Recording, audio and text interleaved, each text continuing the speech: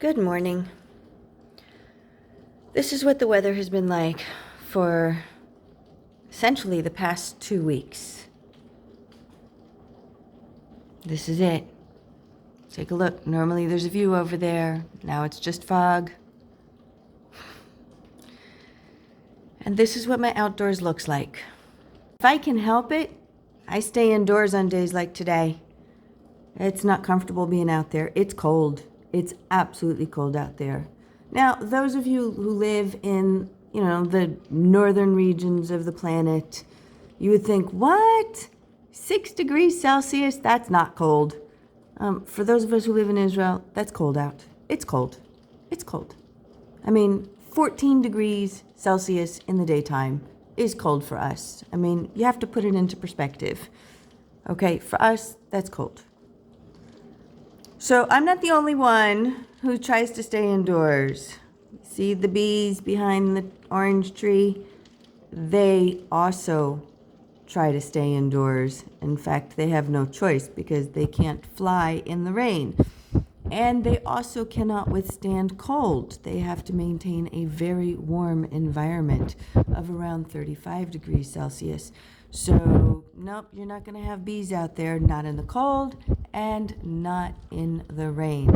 And when it's not cold and it's not raining, chances are there's a very strong wind. For example, yesterday we had winds in the 40 kilometers an hour range. 2 weeks ago, we had that again. On an average day in the winter, we could have 10, 20 kilometer an hour winds. It's always windy. Even in the summertime, it's windy. But in the summertime, it's warm. It's not cold. So the bees don't go out. So we have to make sure that the bees have enough food, and it is essential for them to have enough food that they don't have to go out for. The weather is cold, so the bees actually need to eat more in order to stay warm. And that becomes a problem when they cannot collect more food because they will run out of stores. Now, in the springtime, there are lots of flowers. Lots and lots of flowers. There's lots of nectar. There's lots of pollen. The trees are budding. The flowers are budding. The dried grasses are also flowering, budding. There's a lot of food in the spring, which gives us the honey in the summertime.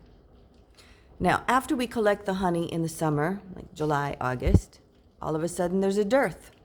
There are no flowers, there's no nectar, the bees need to eat.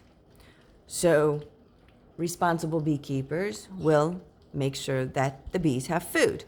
Some do that by making sure they have enough honey in their honeycombs. In other words, they'll collect the honey comb, they will remove it from the hive so that the hive doesn't get robbed, and they will keep the honey in a cool, dry place. And then when the bees need the honey, they will put the honeycomb back into the hive.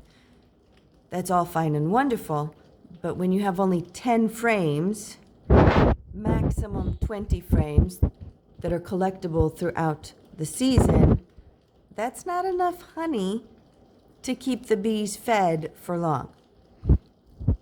Even if you do give them back their honey, take it so that it won't be robbed and then give it back to them, you still need to give them food. You still need to provide them with food because they will go through it very, very quickly. So here in Israel, you have extremely hot weather where there aren't many flowers. There's not much food for them to collect. And you have the winter, which is wet, rainy, and cold. And even though we have flowers in January, there aren't enough for the bees to be able to collect enough to hold them through February, which is a very rainy month.